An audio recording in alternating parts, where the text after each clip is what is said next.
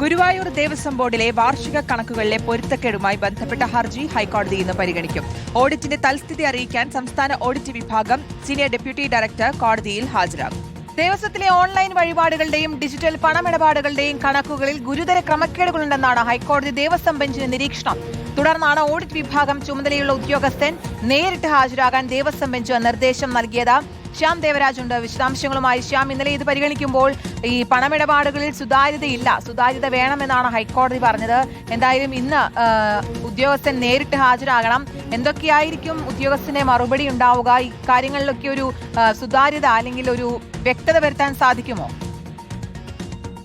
കീർത്തന, നേരത്തെ തിരുവിതാംകൂർ ദേവസ്വം ബോർഡുമായി ബന്ധപ്പെട്ട് വലിയ ക്രമക്കേടുകൾ ഈ രീതിയിൽ കണ്ടെത്തിയിരുന്നു. കണക്കുകളിൽ വാർഷിക കണക്കുകളിലാണ് പൊരുത്തക്കേടുകൾ കണ്ടെത്തിയത്. ഇക്കാര്യത്തിന് സംസ്ഥാന ഓഡിറ്റ് വിഭാഗമാണ് ഇക്കാര്യം ക്രമപ്പെടുത്തണം എന്ന രീതിയിൽ സംസ്ഥാന ഓഡിറ്റ് വിഭാഗത്തോടാണ് ഹൈക്കോടതി ഡിവിഷൻ ബെഞ്ച് ആവശ്യപ്പെട്ടിരുന്നത്. സമാനമായ സാഹചര്യമാണ് ഗുരുവായൂർ ദേവസ്വം ബോർഡിലും ഉള്ളത്. ഓഡിറ്റിൽ ഗുരുതരമായ പോരായ്മകളാണ് ചൂണ്ടിക്കാട്ടിയത്. ഇത് ഓഡിറ്റ് വിഭാഗത്തിന്റെ പ്രശ്നമല്ല, ദേവസ്വം ബോർഡിന്റെ പ്രശ്നമാണ്. ഓൺലൈൻ വഴിപാടുകൾ, ഡിജിറ്റൽ പണമിടപാടുകൾ, വിലപിടിപ്പുള്ള വഴിപാടുകളുടെ കണക്കെടുപ്പ് എന്നിവയിൽ സുതാര്യതയില്ല എന്നതാണ് ഹൈക്കോടതിയുടെ നിരീക്ഷണം.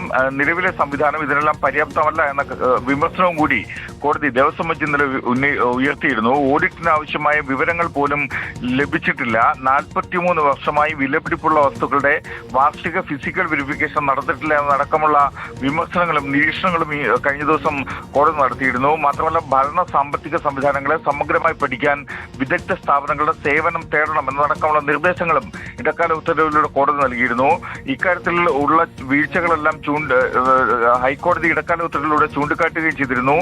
ഇത് സംബന്ധിച്ച തൽസ്ഥിതി അറിയിക്കാനാണ് സംസ്ഥാന ഓഡിറ്റ് വകുപ്പിലെ ഗുരുവായൂർ ദേവസ്വം ഓഡിറ്റിന്റെ ചുമതലയുള്ള സീനിയർ ഡെപ്യൂട്ടി ഡയറക്ടറോട് ഇന്ന് നേരിട്ട് ഹാജരാകാൻ വേണ്ടി ഡിവിഷൻ ബെഞ്ച് നിർദ്ദേശം നൽകിയിരിക്കുന്നത്. ഇതിന്റെ അടിസ്ഥാനത്തിലാണ് ഈ ഉദ്യോഗസ്ഥൻ ഇത് നേരിട്ട് ഹാജരായി വിശദീകരണം നൽകുക.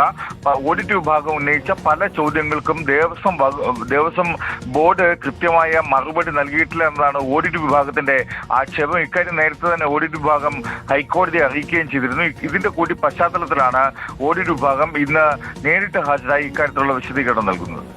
ശരി, എന്തായാലും ഗുരുവായൂർ ക്ഷേത്രത്തിലെ പണമിടപാടുകളിലെ വ്യക്തത അല്ലെങ്കിൽ അതിൽ ഹൈക്കോടതി ഉന്നയിച്ച വിമർശനങ്ങൾക്ക് മറുപടി നൽകാൻ ഇന്ന് ഓഡിറ്റ് വിഭാഗം ഉദ്യോഗസ്ഥൻ നേരിട്ട് ഹാജരാകുന്നുണ്ട്. വിവരങ്ങളാണ് ശ്യാം ദേവരാജ് നൽകിയത്.